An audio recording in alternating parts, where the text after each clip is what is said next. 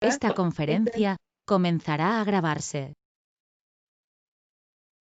Esta enfermedad es una enfermedad tropical, prácticamente olvidada, forma parte de las enfermedades olvidadas, ya que no se convierte en una prioridad terapéutica actualmente debido a que generalmente va a afectar a población extremadamente pobre y a población de países pobres también, ¿no?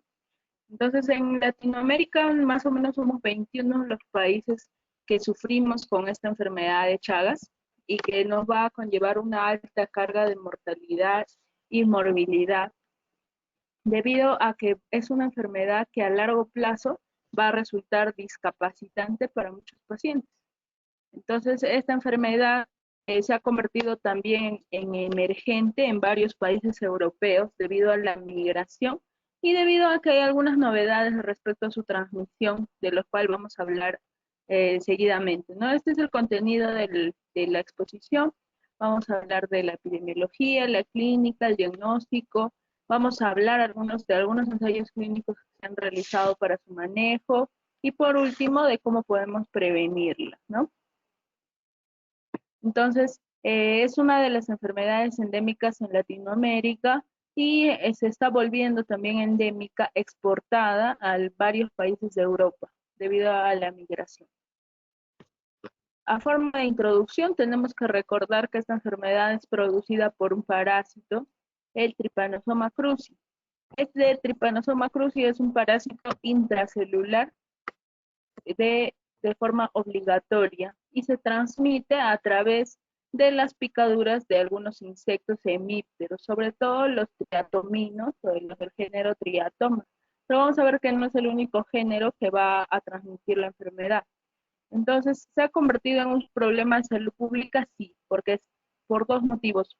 Uno, por la alta carga de morbilidad que conlleva esta enfermedad en América Latina, y dos, porque las condiciones de vivienda van a determinar la posibilidad y el riesgo de que una persona pueda sufrir esta enfermedad, ¿no? La OMS ya la considera como una enfermedad olvidada porque no tiene mucho presupuesto ni mucha prioridad para los sistemas de salud actuales y se ha convertido en una enfermedad global debido a la migración de muchos pacientes a algunos otros países del hemisferio norte en donde no es tan prevalente esta enfermedad. Hay que recordar un poco del ciclo de vida de la enfermedad. Ya hemos conversado que es producida por un parásito, el Trypanosoma cruzi. Este parásito va a tener diversas formas, ¿no? Y estas diversas formas van a ir cambiando a través de su ciclo de vida.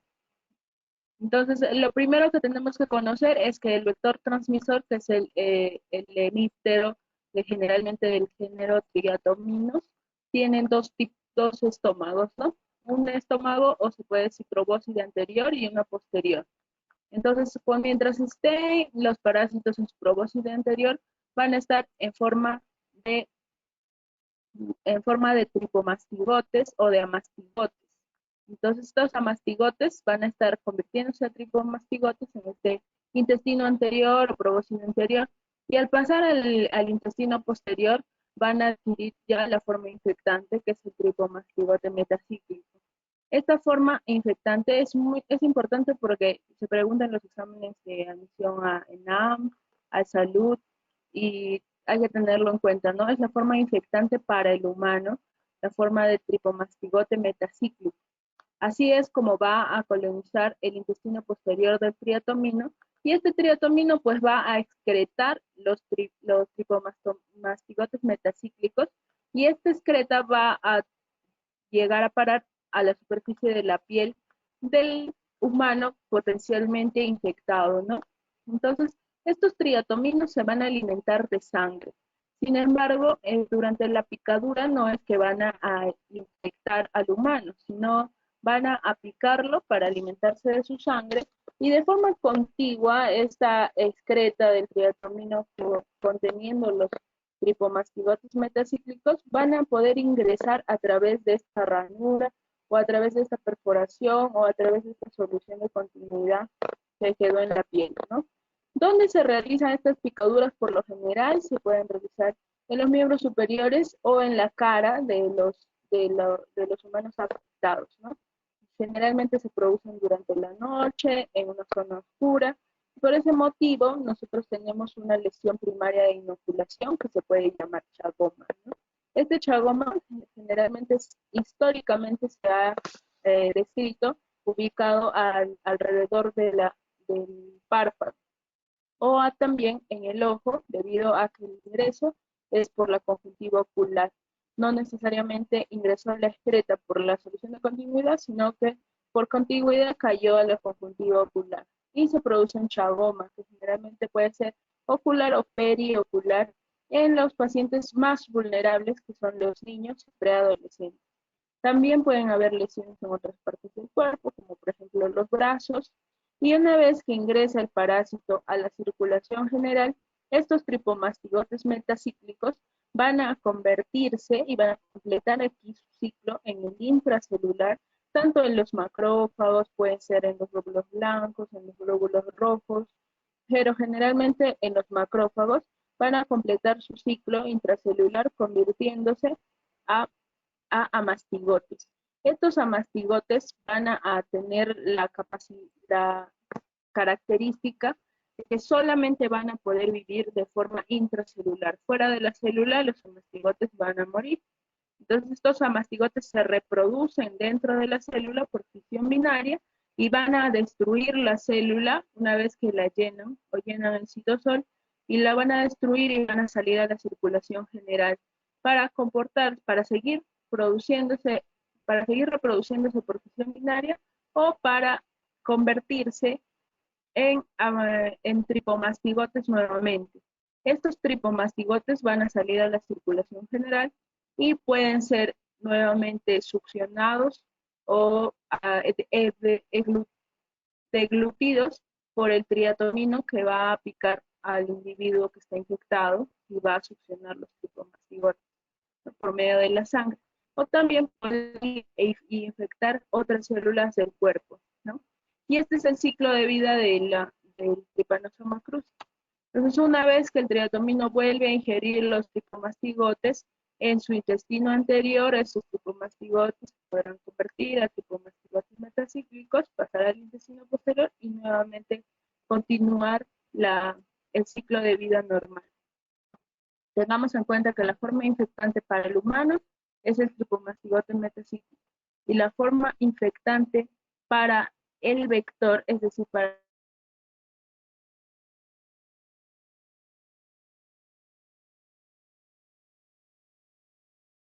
en cuanto a la transmisión, nosotros vamos a tener que la transmisión de la enfermedad de Chagas ha sufrido muchos cambios a través del tiempo, ¿no? Antes se conocía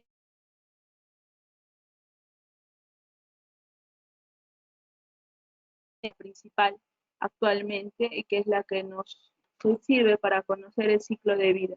Sin embargo, a través de los años, después de los años 80, se encontró que hay transmisión a través de transfusión y de componentes sanguíneos. Incluso pueden llegar a determinar hasta 25% de las transmisiones. También se ha encontrado transmisión a través de los trasplantes de órganos sólidos, ya sean trasplantes renales, trasplantes de córnea, trasplantes de hígado. Se ha encontrado que la transmisión a través de un donante que sea infectado crónico asintomático es bastante frecuente. Por ese motivo es que a partir de los años 90 ya la serología para enfermedad de Chagas se convierte en una serología de forma obligatoria para todos los donantes de sangre y de órganos sólidos. Y por último,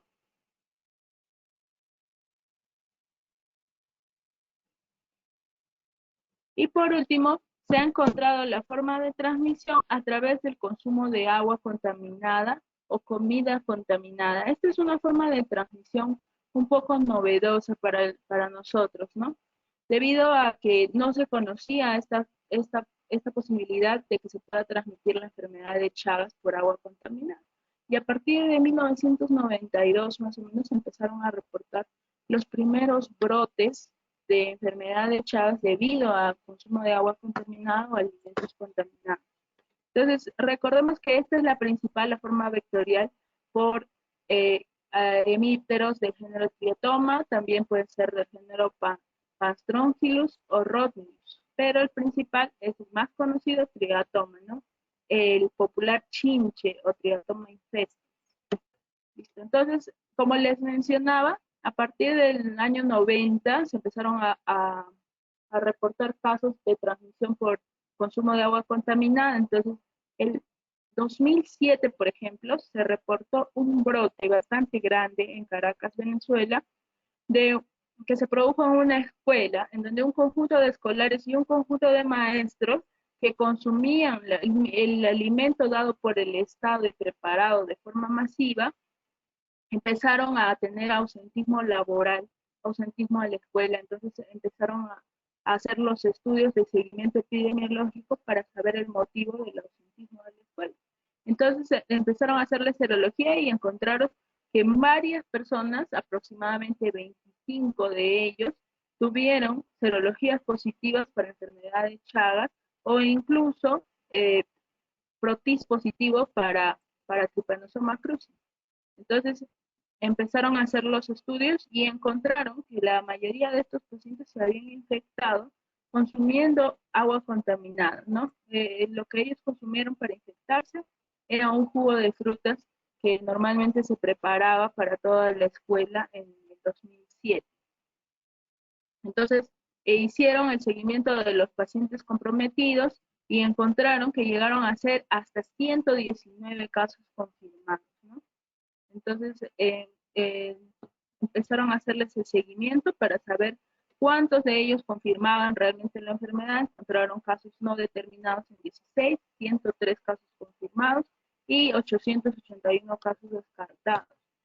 Cuando hicieron el registro de las características de estos pacientes para poder asociar a algunos factores de riesgo que tuvieran para hacer enfermedad, se encontró que el consumo de este jugo de fruta, de la fruta llamada guava, era un factor de riesgo importante para adquirir la enfermedad y allí lograron encontrar la fuente de la infección, ¿no? La mayoría de los pacientes infectados eran menores de 18 años y sí había un cambio de horario en algunos de ellos, ya que la repartición de este jugo de guava generalmente era en la mañana. Luego, en Brasil también se reportaron varios brotes por transmisión oral de enfermedad de Chagas. Vemos acá que el seguimiento de los brotes en Brasil, que generalmente maneja muchos brotes de enfermedad de Chagas, este seguimiento se hizo por 10 años consecutivos y se encontró que la incidencia de enfermedad transmitida por vector, que es el rojito, se mantenía bastante estacionario a través de los años, casi hasta el 2008, y tuvo un pequeño ascenso del 2008 al 2010. Sin embargo, la transmisión por vía oral o por agua o alimentos contaminados, en Brasil era mucho más alta que la transmisión por medio del vector, que era por medio de la picadura. Entonces encontraron que la transmisión por vía oral en enfermedad de Chagas era, incluso en Brasil, la más importante forma de transmisión hasta el 2010, ¿no?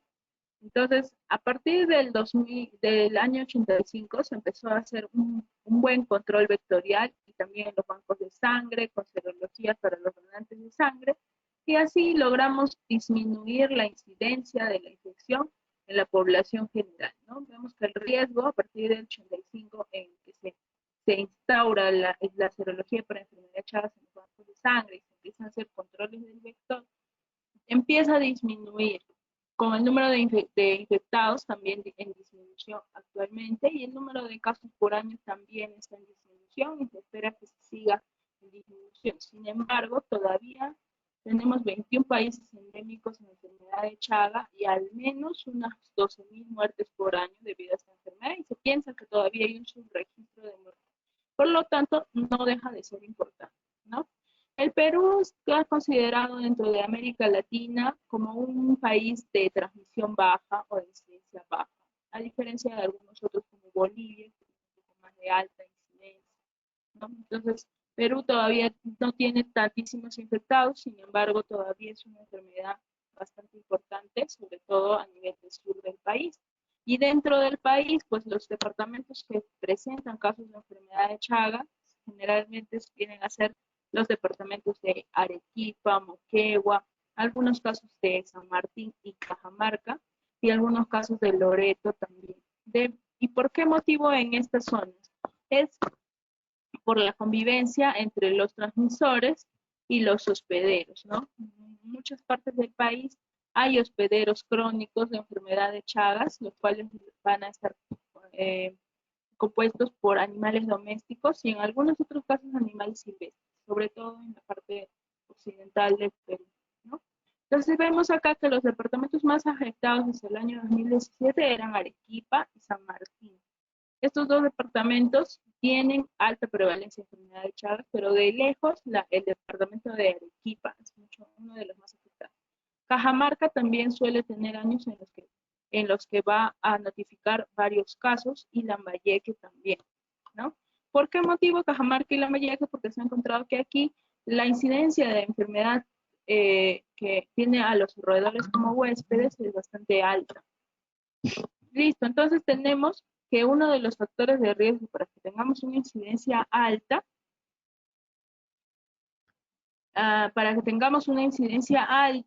es la región norte, la región macrosur y algunos departamentos de la región Amazonas. ¿Por qué? Porque los reservorios va a ser un patrón determinante de que una región tenga o no incidencia alta. Y vemos acá que la mayoría de reservorios son animales domésticos, ¿no? Animales que se pueden domesticar como perros, ovejas, cuyes, y en algunos otros casos, roedores, y estos roedores van a estar constituidos por ratas o ratones, ¿no? Entonces, estos hospederos o reservorios son los que van a determinar la posibilidad de que un departamento sea alto o sea bajo en endemicidad.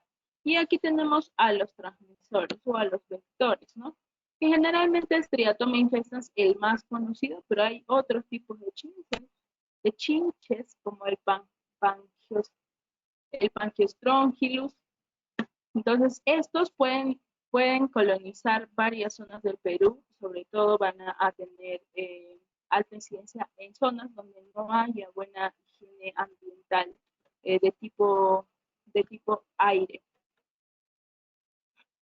En cuanto al cuadro clínico, tenemos que recordar que existen tres formas clínicas de enfermedad de Chagas: la forma aguda, la forma indeterminada y la forma crónica. Muchos de los autores o muchos libros van a poner la forma indeterminada dentro del Chagas crónico. Entonces podríamos hablar de la forma aguda y de la forma crónica, y dentro de las formas crónicas tenemos al espectro de la enfermedad de Chagas indeterminado y la enfermedad crónica sintomática.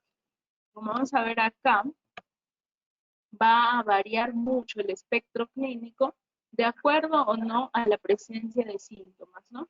Como podemos saber, la forma aguda de la enfermedad que se puede dar cuando nosotros recién adquirimos la infección, se da solamente en un 1% de los pacientes. Eso quiere decir que el 99% de los pacientes cuando se infectan de Chagas no van a tener ninguna sintomatología, o van a ser pacientes con formas subclínicas sin presentar ninguna molestia.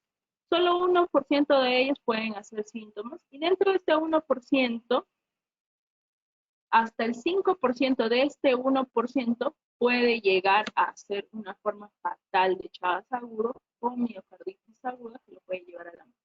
Pero en realidad esta es una morbilidad bastante baja para la enfermedad aguda, ¿no? Entonces tenemos una baja posibilidad de hacer síntomas en forma aguda y aún mucho menos posibilidad de fallecer o hacer formas graves en forma aguda, ¿no? La mayoría de los pacientes a través de los años y a través de las décadas va a hacer formas asintomáticas que con los años, con las décadas, a los 20, 30 años, podrían hacer una forma sintomática debido a la disfunción orgánica crónica que esta enfermedad va a producir. Entonces tenemos que los pacientes que tengan manifestaciones clínicas pueden llegar a ser a través de las décadas hasta el 10%. Y los pacientes asintomáticos, que van a ser la gran mayoría de pacientes en este espectro clínico, pues pueden tener a largo plazo alguna disfunción orgánica, pero seguir siendo asintomáticos, y estos lo van a constituir el 20%, y el 70%, que es el grueso de pacientes, nunca van a hacer ninguna disfunción orgánica y van a estar asintomáticos sin ninguna consecuencia relevante de la enfermedad de Chagas, ¿no? Sin embargo, la importancia de saber esto es que nosotros podríamos tener transmisión a través de estas formas asintomáticas sin ninguna molestia clínica, ¿no? Entonces, estos pacientes no dejan de ser importantes para nosotros porque se convierten en hospederos que potencialmente van a perpetuar la infección. Entonces, en las formas agudas, ¿qué síntomas vamos a encontrar? Primero tenemos que saber que la población afectada en la forma aguda generalmente van a ser niños o preadolescentes o adolescentes, ¿no?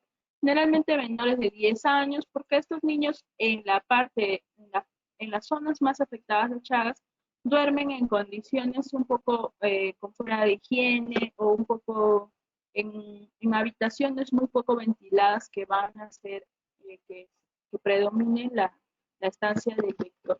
Entonces, estos niños cuando tengan la prima infección van a presentar picaduras en cualquier parte del cuerpo, pero generalmente localizados en la cara, ¿no? ¿Y por qué motivo tenemos esta imagen del típico chagoma o lesión peripalpebral? Porque muchos de los niños no van a tener la picadura del insecto, sino solamente el insecto va a caminar por su piel, va a excretar aquí con el parásito y esas excretas van a llegar a la conjuntiva ocular por contigüidad. ¿Qué clínica pueden presentar ellos? Pueden presentar fiebre, adenopatías, pueden presentar rash, pueden presentar visceromegalias. Esto en los casos bastante severos, en los que tenemos que tener algún tipo de estado de depresión o algún tipo de comorbilidad para tener casos severos de Chagas, ¿no? O también podemos ver inflamación en la puerta de entrada, como un chagoma, por ejemplo, o como una picadura en cualquier parte del cuerpo que se dé, ¿no? 5% de ellos pueden hacer formas severas, como ya lo hemos mencionado, con posibilidad de morir por miocarditis aguda o con posibilidad de ser algunas otras formas mucho más raras, como encefalitis o pericarditis. De todas las formas severas, la forma más frecuente es la forma de miocarditis aguda, ¿no? Entonces, también tenemos la enfermedad congénita como una de las causas de muerte en los recién nacidos bastante frecuente. Aquí tenemos que saber que hasta el 20% de las madres con infecciones, así sean crónicas, asintomáticas, pueden transmitir la infección a través de la placenta. Entonces, cuando nosotros tenemos un recién nacido, este puede estar asintomático, ¿no? Pero nosotros deberíamos, con la serología positiva de la madre, deberíamos hacer el seguimiento serológico del recién nacido para así disminuir la posibilidad de que hagan casos severos, porque recuerden que un recién nacido es considerado como un paciente inmunosuprimido. Entonces puede tener un periodo de incubación bastante largo y tiene una mortalidad baja. Sin embargo, todavía nos puede cargar de otras comorbilidades, como por ejemplo que el recién nacido nazca con bajo peso, prematuro o tenga cuadros de ictericia bastante severos o cuadros de visceromegalias que no tengan una causa conocida, hay que descartar la enfermedad de Chagas congénita. Ya en las formas más severas pueden hacer también cuadros de miocarditis o de meningoencefalitis. Pero esa es la forma de transmisión vertical. Y ya hemos visto en la clínica la forma de transmisión vectorial, que es la más conocida, ¿no? Entonces, ¿qué clínica va a presentar los pacientes que tengan la transmisión oral? Y esto se conoce mucho en esos brotes que se publicaron de Venezuela y de Brasil, ¿no? Los pacientes que se contagian de Chagas por vía oral generalmente pueden tener síndromes febriles, dolor abdominal, pueden tener cuadros de cefalea y tos seca, bastante inespecífico este cuadro clínico en verdad, ¿no? Pero lo que nos podría ayudar a sospechar un Chagas es que hay mialgias o hay hemorragias digestivas, ¿no? Y también pueden cursar hasta el 59% con cuadros de miocarditis aguda. Esta viene a ser la diferencia principal entre un Chagas agudo transmitido por vectores y un Chagas agudo transmitido vertical, de uno por transmisión oral. Vemos que la posibilidad de hacer miocarditis es mucho más alta en los Chagas que se transmiten por vía oral. Luego vamos a pasar a las infecciones crónicas. Las infecciones crónicas por Chagas pueden ser de dos tipos, como ya lo habíamos conversado, la infección indeterminada y la infección crónica sintomática, ¿no? Y es lo que caracteriza la infección indeterminada, justamente eso, la ausencia de síntomas. Cuando llega alguien a donar sangre completamente sano al parecer y la serología resulta positiva para Chagas, pues estamos frente a una infección indeterminada, con serología positiva pero sin ningún síntoma, ¿no? Entonces, a estos pacientes generalmente se les hace una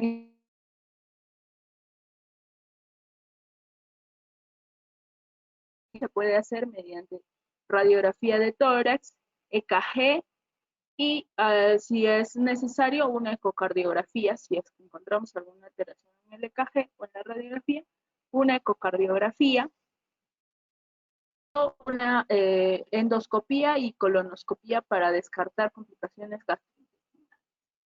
Si estos estudios salen negativos y la serología es positiva, pues estamos frente a un caso de infección determinada.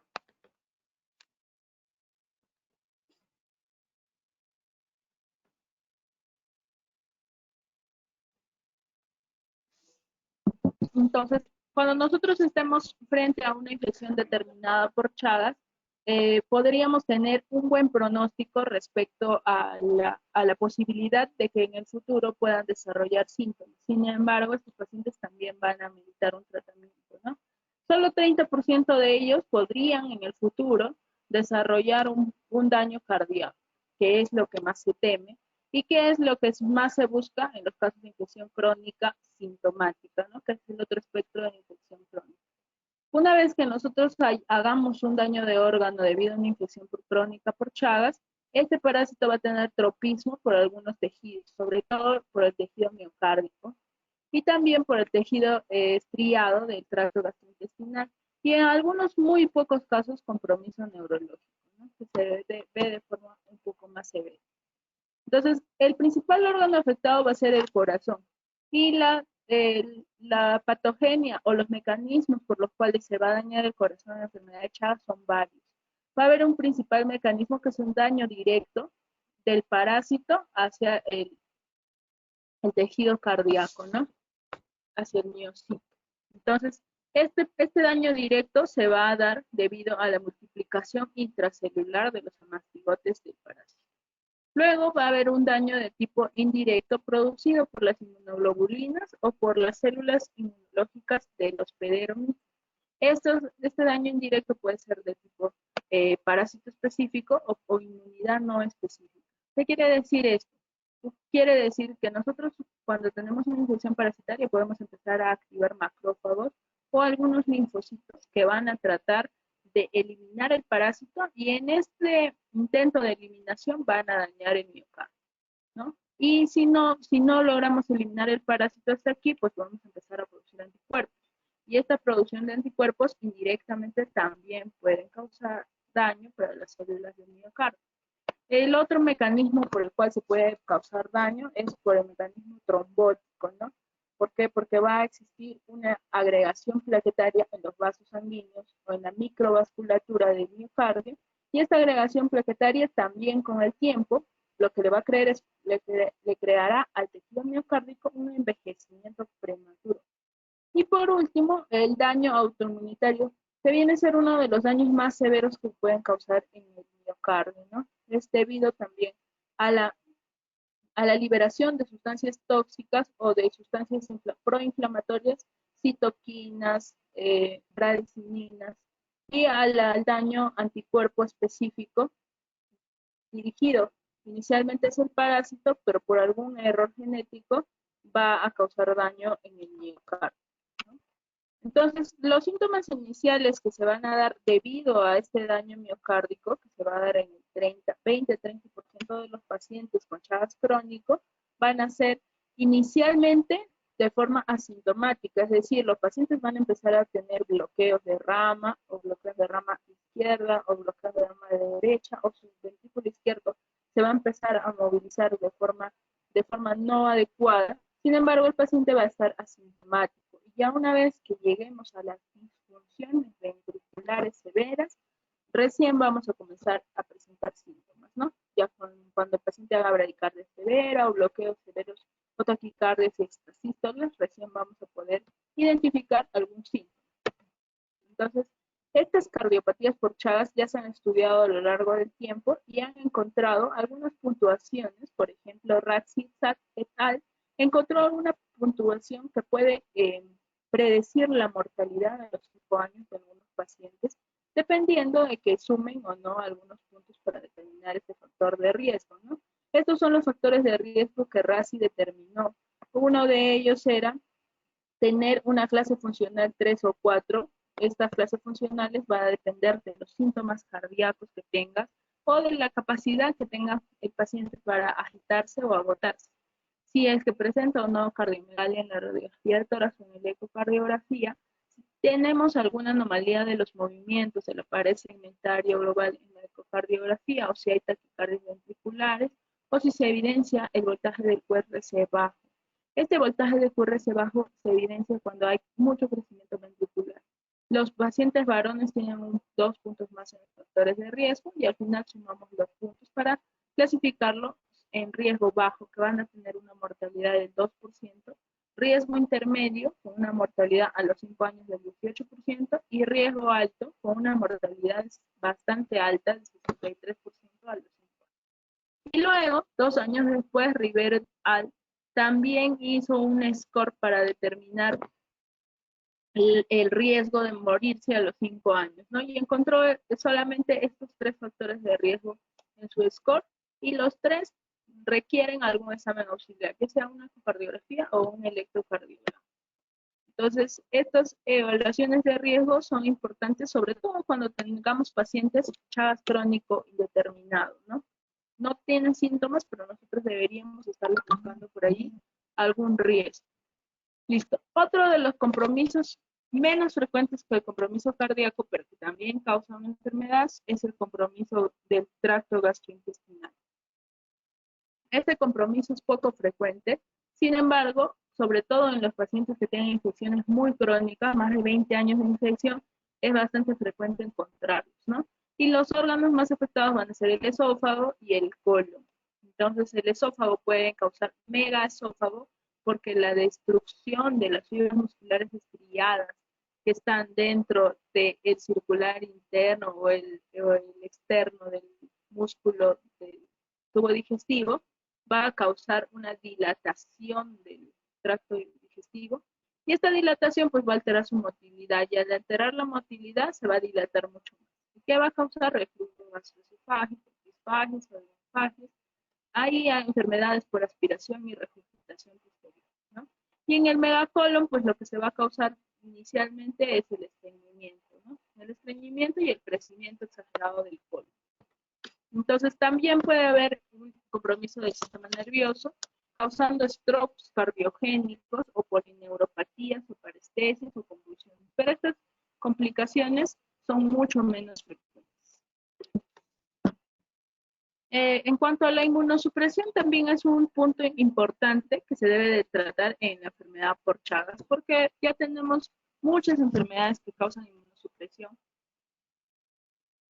a través de los años, y esto podría conllevarnos a una reactivación de la enfermedad de Chagas, ¿no? Podríamos tener pacientes con Chagas crónico indeterminado, sin síntomas, pero que con el tiempo o con la adquisición de alguna enfermedad inmunosupresora reactiven. Y cuando reactivan pueden comportarse hasta como una infección aguda, ¿no? Y aquí también se ha visto que la afectación del sistema nervioso central, que en las formas normales era bastante rara, en los pacientes inmunosuprimidos es mucho más frecuente, ¿no? Y las formas fatales como las que causan miocarditis, por ejemplo. Entonces, en los pacientes inmunosuprimidos, la enfermedad de Chagas viene a ser una enfermedad bastante mortal. Luego vamos a hablar un poco del diagnóstico. Para el diagnóstico de enfermedad de Chagas vamos a contar con tres métodos, ¿no? Los métodos de diagnóstico de parásito directamente o métodos microbiológicos, que también se le llaman. Y estos métodos microbiológicos pueden ser directos o indirectos, dependiendo de qué es lo que buscan encontrar, ¿no? Entonces, los métodos directos van a buscar observar directamente al parásito, ¿no? Estos métodos directos se van a aplicar de acuerdo a qué fase de enfermedad nosotros nos encontramos. Generalmente, todos estos métodos parasitológicos directos se deben de indicar en las fases agudas de enfermedad. ¿Por qué? Porque en las fases crónicas ya no vamos a encontrar tanta carga parasitaria, por lo tanto, el rendimiento de estos métodos va a disminuir mucho. Entonces, ¿qué es lo que se usa en estos métodos directos? Se usa el examen en fresco, es decir, un frotis sanguíneo para observar a los amastigotes intra o extracelulares, ¿no? También se puede usar la gota gruesa para aumentar un poco el rendimiento, ya que la gota gruesa nos permite observar más capas de eritrocitos, o algunos otros métodos de concentración de parásitos, como el método de Stroke, por ejemplo, que puede aumentar hasta 100% la sensibilidad en la búsqueda de parásitos en un frotis. Pero aún así, con los métodos de concentración, veamos que en las formas crónicas, estos métodos de observación directa del parásito es muy poco rentable. Otros métodos que se pueden usar es las biopsias de tejidos, si es que nosotros tenemos compromiso de hígado, vaso, o si sospechamos de una miocarditis aguda, podríamos hacer las biopsias. Y en las biopsias, recuerden que no vamos a ver los tripomastigotes. Lo que estamos viendo aquí en este frotis es un tripomastigote, la forma infectante para el parásito, para el vector. Esta forma infectante para el triatoma es el tripomastigote. Pero en una biopsia, como vamos a observar tejido muscular, células, dentro de las células lo que vamos a observar son los amastigotes. En las biopsias lo que buscamos son los amastigotes. Y también se pueden usar métodos de PCR en sangre o en tejido que tienen una sensibilidad variable de acuerdo a la carga parasitaria también que se tenga en el tejido que se use, ¿no?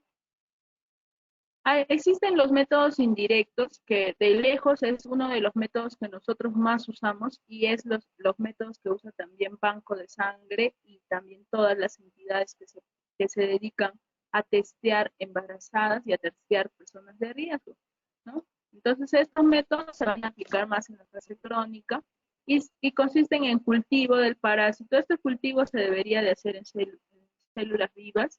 El seno diagnóstico, que también es un método bastante novedoso, el seno diagnóstico consiste en inyectar a triatominos criados en el laboratorio con sangre o suero de la persona sospechosa de Chagas y vemos si estos triatominos hacen o no la forma intravectorial del parásito, ¿no?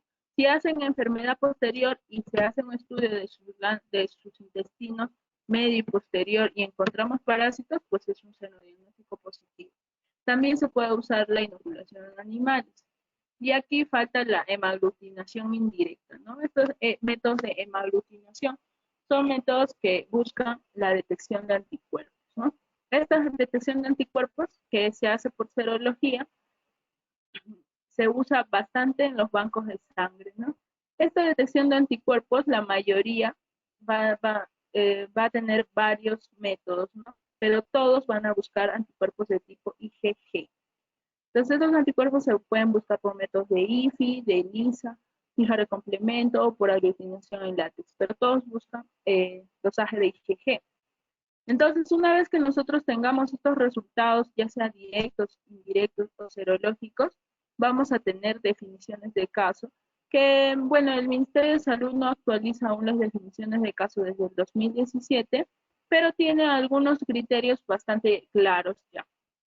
Entonces, el primero es la definición de un caso probable. Un caso probable de Chagas agudo es aquel que tiene fiebre como síntoma principal y puede tener cualquiera de estos otros síntomas acompañándolos, incluyendo el signo de Chagoma o el signo de Romaña. Pero también el paciente con sospecha tiene que cumplir un antecedente epidemiológico, ¿no? Tiene que venir de un área que tenga el vector que tenga el vector como un parásito común, que tenga si no tenemos un caso de chagoma o un sitio de inoculación, que pueda haber recibido una transfusión de sangre o una transfusión de órganos. Y lo ideal es repetir 2 muestras serológicas para tener el caso probable de Chagas agudo, ¿no? Las muestras serológicas deberían hacerse por 2 métodos diferentes.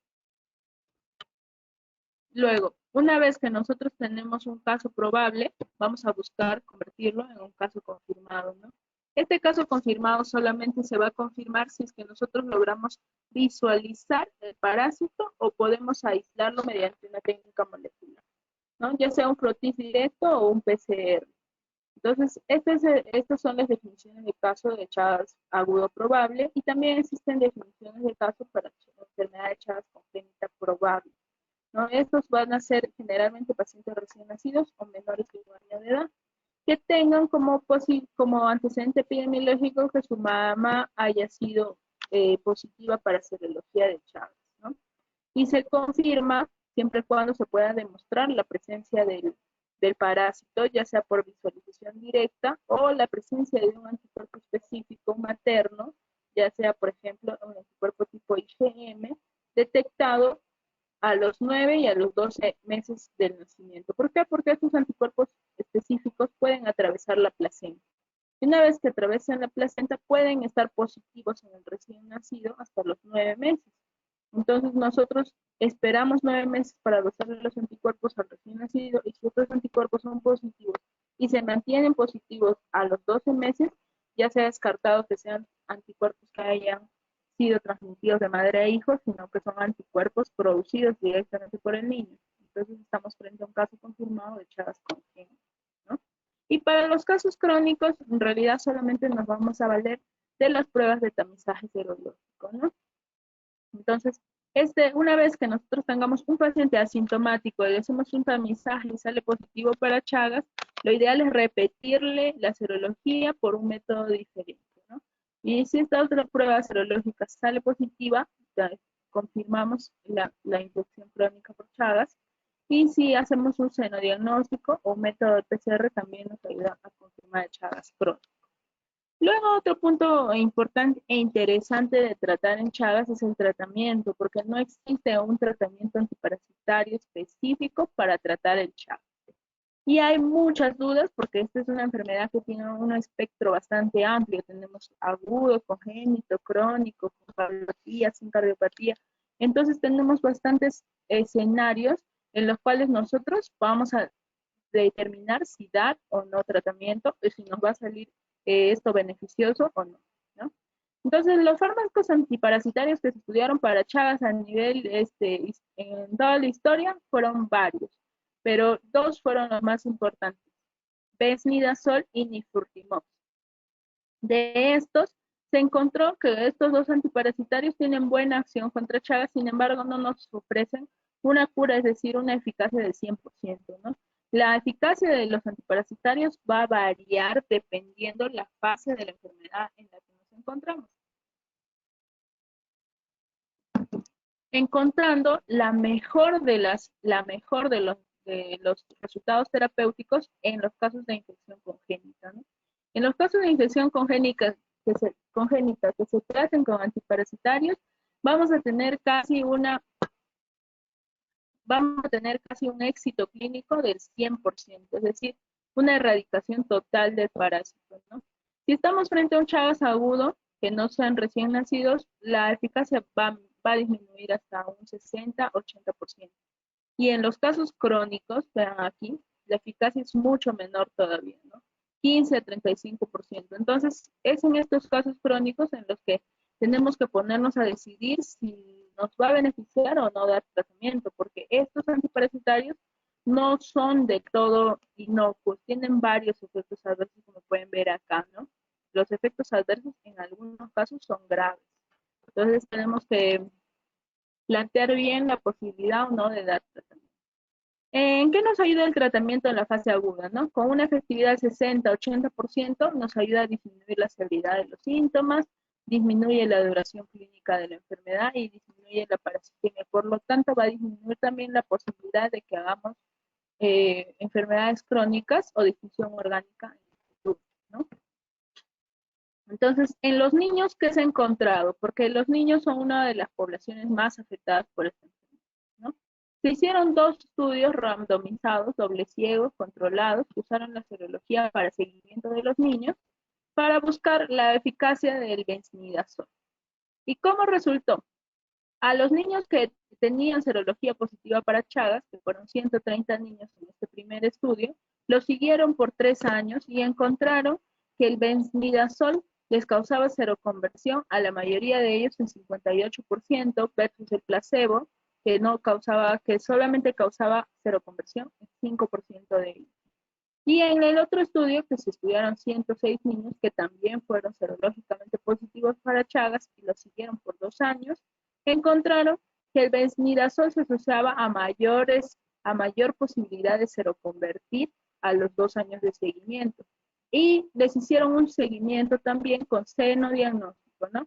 Luego de darles el tratamiento, encontraron que solamente 4% de los niños tratados con benzimidazol daban positivos para el senodiagnóstico, es decir, si su sangre se inoculaba un triatomino en el laboratorio, ese triatomino hacía enfermedad, y el 51% de ellos hacía enfermedad con el triatomino en el laboratorio de los que recibían placebo, es decir, que el benzimidazol sí curaba la enfermedad de Chagas, disminuía la carga parasitaria y aumentaba la posibilidad de que el paciente se lo convierta, es decir, produzca anticuerpos contra el parásito.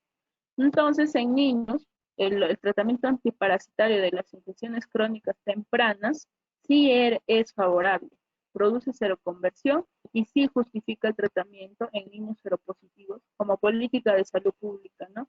Y esto debería de aplicarse en todos los países endémicos. ¿Y qué hay de otras drogas, no? Se encontró que también el posaconazol podría darse para tratamiento de Chagas. Y lo que se hizo en este ensayo clínico llamado Chagasol fue compararlo con el benzimidazol, que era el antiparasitario que mejores resultados nos había dado hasta el momento. Entonces, se hizo un brazo de posaconazol y un brazo de benzimidazol y los siguieron en este ensayo clínico, ¿no? ¿Cómo lo siguieron? Haciendo PCR para Trypanosoma cruzi de forma sostenida durante 40 semanas. Y estos fueron los resultados que observaron, ¿no? Los pacientes tratados con benzimidazol mantenían mucho más tiempo el PCR negativo, porque una vez que el paciente volvía a positivizar el PCR, se catalogaba como falla del tratamiento. Entonces, 38% nada más fallaba del brazo de benzimidazol. Sin embargo, de los dos brazos que recibieron posaconazol, tanto dosis altas como dosis bajas, se, se notificaron muchas más fallas al tratamiento a lo largo del seguimiento de estos pacientes, que más o menos lo siguieron por 40 semanas, ¿no? Entonces encontramos mayor falla en los grupos de posaconazol. Y estos 78 pacientes que entraron a este ensayo clínico, la mayoría de ellos tenían la forma más frecuente, que es la forma crónica indeterminada, es decir, pacientes con serología positiva, pero sin síntomas. Entonces, este estudio concluyó pues que benzimidazol se mantenía mucho efectivo a lo largo del tiempo, incluso hasta el año de seguimiento se mantenía como efectivo.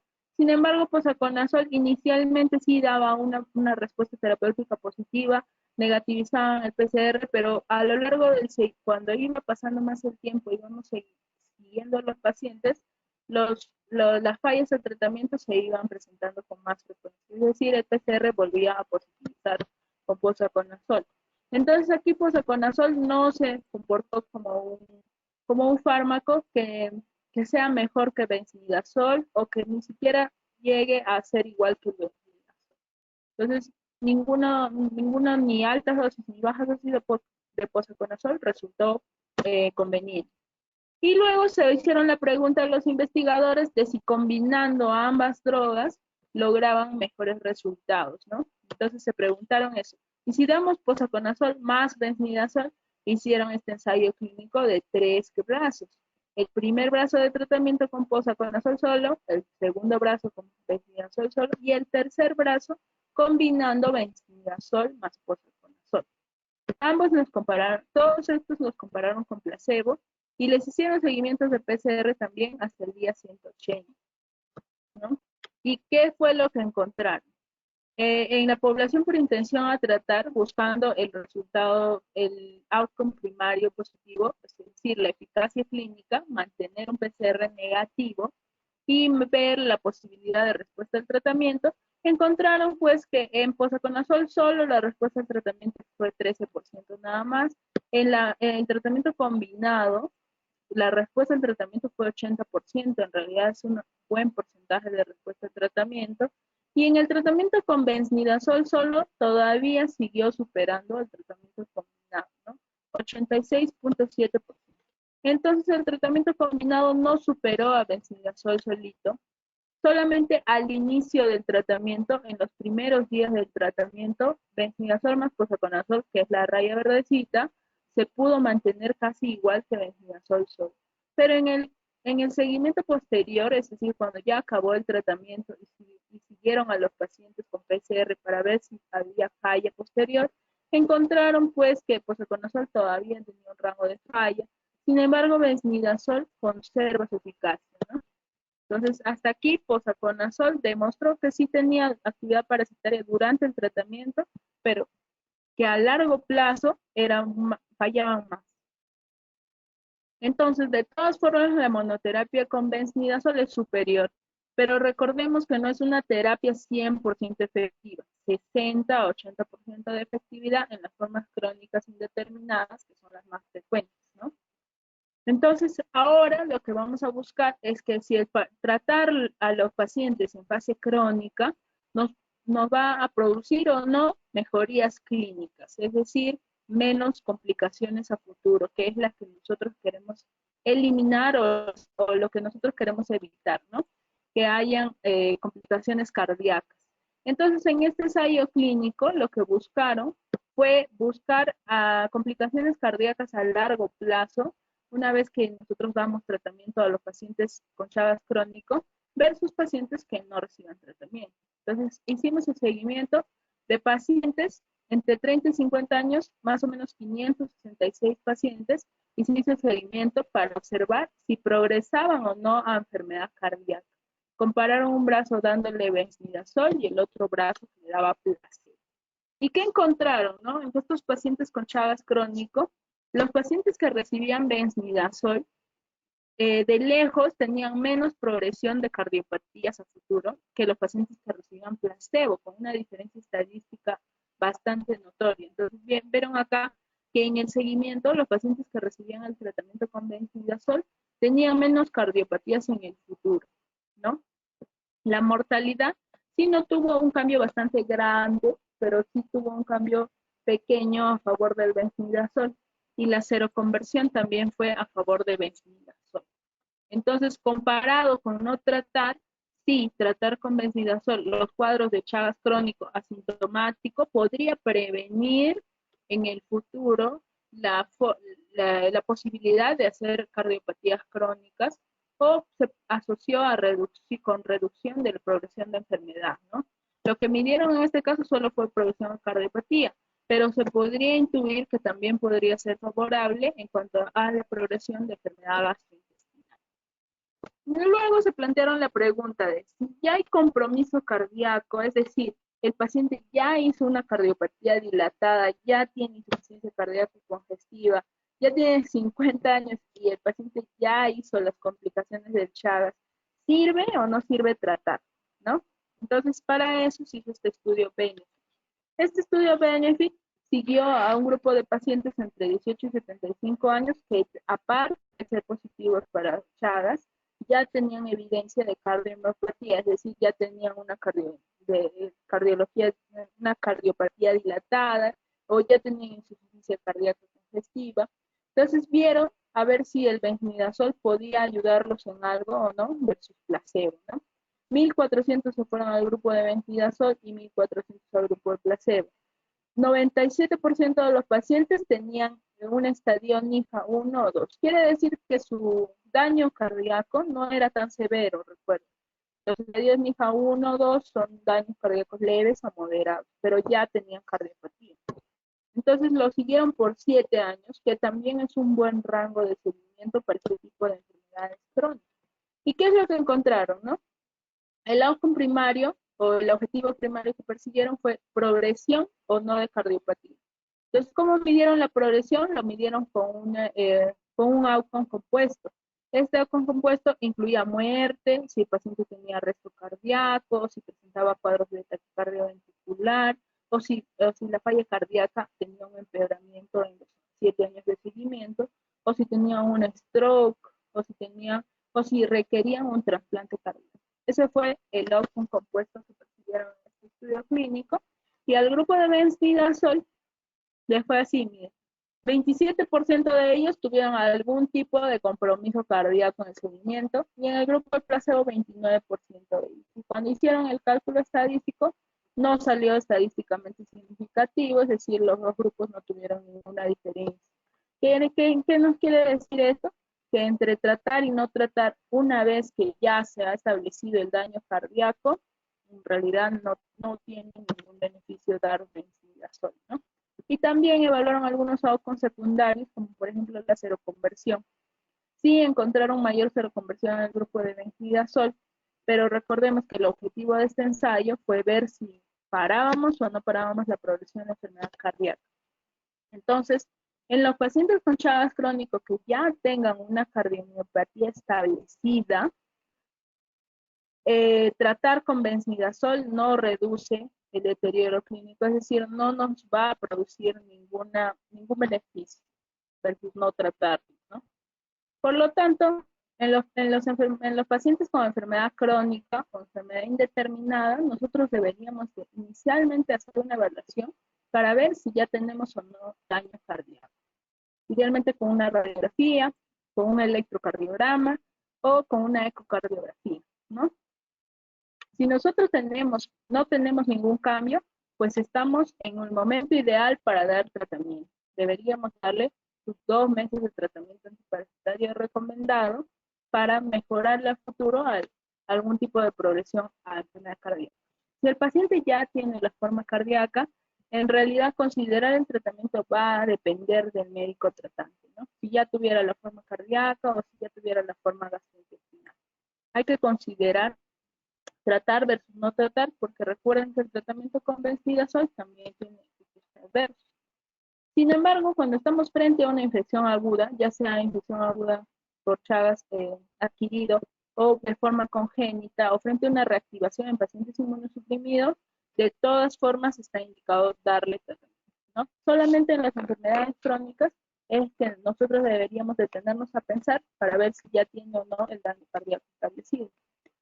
Entonces, si nosotros tenemos un paciente con Chagas crónico que ya tiene compromiso cardíaco, posibilidades de darle tratamiento sintomático es lo mejor, ¿no? Mejorarle la calidad de vida, darle tratamiento sintomático si el paciente requiriera un desfibrilador o requiriera un marcapaso o requiriera un trasplante cardíaco. Y si hay compromiso gastrointestinal también. Lo ideal es darle tratamiento sintomático o quirúrgico si necesitara por el megacolon o el megaesófago. Otro de los puntos considerables para Chagas es considerar el riesgo tromboembólico. ¿Por qué? Porque esta enfermedad, al ser una enfermedad crónica y que causa inflamación crónica en los tejidos, puede dar enfermedad tromboembólica a distancia. Y para eso contamos con algunos cuadros de factores de riesgo para iniciar o no tratamiento anticoagulante, ¿no? De acuerdo a los puntos que nosotros juntemos en este cuadro clínico, vamos a decidir o no dar warfarina o profilaxis o aspirina, que podría ayudarnos. En el caso de las gestantes, es bastante controversial ver si damos o no damos tratamiento en el caso de ellas. Primero tendríamos que hacer las serologías pertinentes para ver si tiene o no un Chagas confirmado. Si nosotros confirmamos el diagnóstico, lo primero que tenemos que hacer es notificar a nivel superior y luego hacer el estudio del paciente recién nacido, es decir, el recién nacido de la gestante, ¿no? También es necesario considerar que la gestante no está apta para donar sangre ni tampoco ningún órgano y deberíamos de entrar al caso del estudio del recién nacido, ¿no? Si el recién nacido se le toma la sangre y sale positivo, podríamos estar frente a un caso de Chagas congénito confirmado y el manejo, el tratamiento en ese caso es obligatorio para todos los recién nacidos con Chagas congénito, porque solo en este caso hemos encontrado eficacia del 100% del tratamiento. Además de eso, deberíamos aplicar algunas medidas de prevención y control, ¿no? Si la segunda serología de la muestra del cordón umbilical sale negativo, podríamos estar frente a un caso probable. Y lo que tenemos que hacer es seguir al recién nacido para examinarle nuevamente a una prueba serológica a los 9 y a los 12 meses de edad, porque recuerden que existe la posibilidad de que haya habido transfusión transplacentaria de anticuerpos y por ese motivo nos salió inicialmente positivo y luego negativo. Entonces, si se confirma a los 9 y a los 12 meses que sí es positivo para la serología de Chagas, damos tratamiento nuevamente y las medidas de prevención. Pero si a los 12 meses sale negativo, descartamos el cuadro de Chagas, ¿no? Listo, esas es las medidas de acción en cuanto a gestantes y en cuanto a prevención de Chagas. En cuanto a las medidas de prevención general, nosotros tenemos varios puntos, ¿no?, que quisiera ver aquí. La primera es las medidas de control de los vectores. Estas medidas de control de vectores van a incluir fumigación en casa, mejorar la ventilación del hogar, mejorar la iluminación, porque estos vectores suelen vivir en las zonas oscuras, y también mejorar la limpieza de la casa, ¿no? Estas medidas de control de los vectores deberían hacerse en todas las zonas endémicas y ahora, actualmente, después de esos brotes de transmisión por vía oral, deberían de tomarse algunas medidas nuevas para disminuir la transmisión de vía oral. Eso quiere decir mejorar el saneamiento ambiental, el acceso al agua potable, el acceso al desagüe y el lavado de manos, ¿no? Por último, el control de las gestantes y en los bancos de sangre mediante serología es un control bastante primordial para prevenir esta enfermedad. Y aquí tenemos, por ejemplo, qué esquema seguimos con los donantes de sangre o de órganos sólidos, ¿no? Si el donante de sangre va a ir a banco de sangre, se le va a hacer una serología de Chagas obligatoriamente. Y si esta serología sale positiva, es así como nosotros generalmente recibimos a nuestros pacientes en el consultorio externo, ¿no? Yo fui a donar sangre y me salió una serología para Chagas positivo, lo derivan directamente con el infectólogo, y si no es con el infectólogo, con el internista. ¿Qué deberíamos hacer? Tomar una nueva muestra de sangre, porque recuerden que para casos confirmados son 2 serologías con metodología diferente, ¿no? Y obviamente este paciente ya no se convierte en un potencial donador de sangre, ¿no? Entonces tomamos una muestra de sangre para la segunda muestra. Si esta muestra es negativa, es positiva, estamos frente a un caso confirmado. Pero si es negativa, estamos frente a un caso descartado. Entonces siempre notificar mediante la ficha epidemiológica y al paciente seguirlo para ver si va a tener en el futuro alguna complicación o no. Sobre todo si lo confirmamos, ¿no? Si es un caso confirmado, aparte de darle tratamiento, deberíamos de hacerle unos estudios para descartar compromiso orgánico, ya sea del corazón o del tracto gastrointestinal. Listo, chicos. Quisiera saber si tienen alguna pregunta, alguna duda.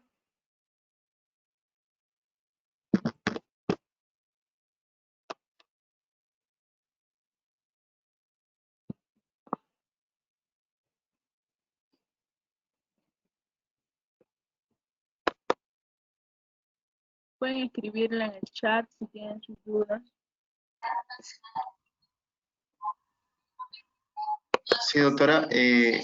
Chicos, cualquier duda pueden escribirla por el chat de GoToMeeting o pueden también prender su micrófono, no hay ningún problema.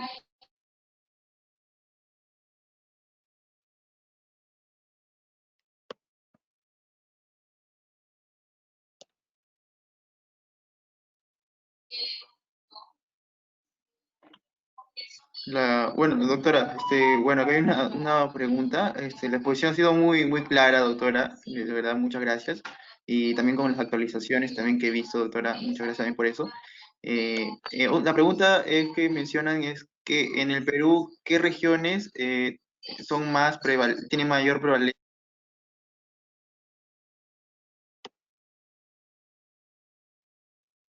Ya, listo.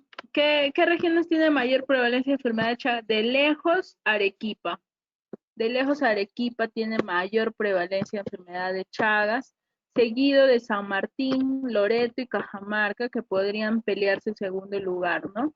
Entonces, esas regiones son las que más casos de Chagas tienen en las notificaciones anuales, pero recuerden que en general podría haber triatominos en cualquier parte del Perú que tengan zonas agrestes, ¿no? Las zonas agrestes generalmente son no zonas muy altas, pero que tengan algún tipo de chacra, agricultura y zonas con vegetación.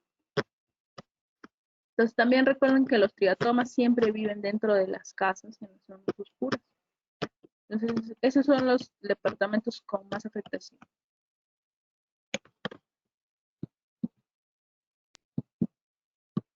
Ok, doctora, muchas gracias. Aquí en el interno me comentan, doctora, buenas noches, gracias por la ponencia. Eh, Referente a las comorbilidades, ¿cuál es la comorbilidad con peores consecuencias?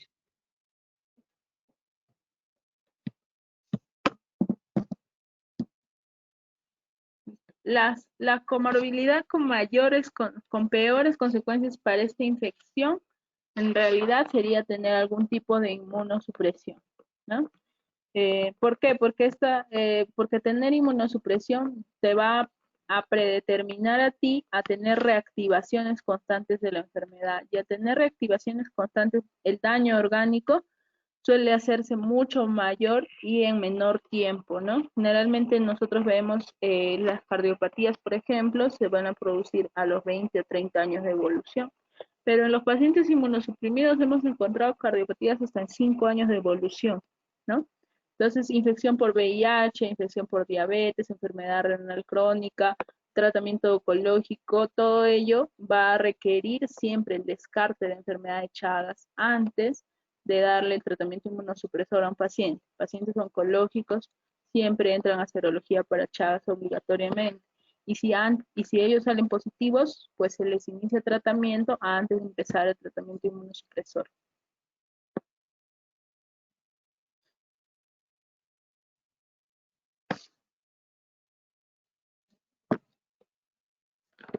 Doctora, Listo. Sí, sí me escuchaste.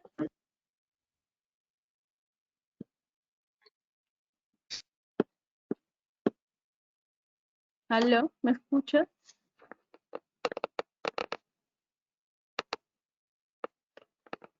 ¿me escucha usted?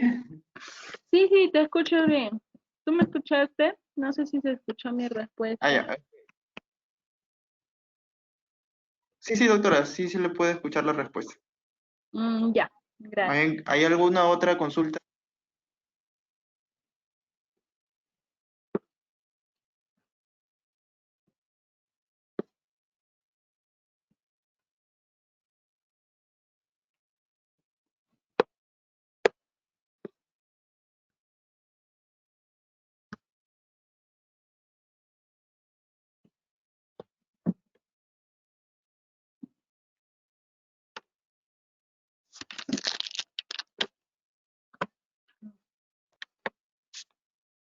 Doctora, bueno, creo que eso sí lo mencionó, pero bueno, la pregunta es, doctora, buenas noches. Mi pregunta va referido al momento del diagnóstico. ¿Cómo saber que si la picadura es reciente, saber si tengo el Chagas? Ya, sí.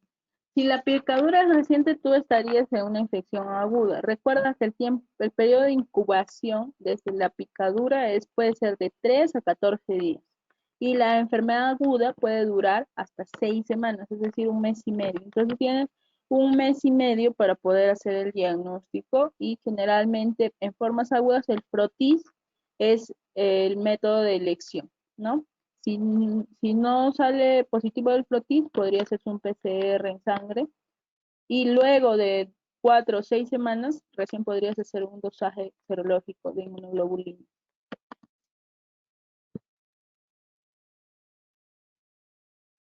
Ok, doctora, muchas gracias por la respuesta.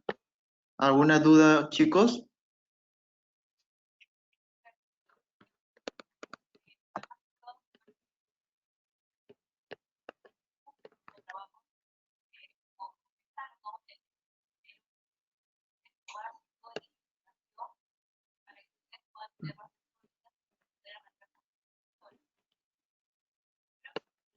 Creo que no hay ninguna duda, doctora. Bueno, si no hay ninguna duda, muchachos, bueno, agradecer a la doctora por la participación el día de hoy. Doctora, muchas gracias en nombre de SUSEMI y también agradecer a usted y a la Academia de Ciencias Médicas por apoyarnos con esta serie de ponencias referente a cardiología, ¿no? Muchas gracias, Listo. doctora. Espero Ya, contar con usted una gracias. próxima vez. Ajá, gracias también, chicos. Cuídense. Nos vemos. Hasta luego.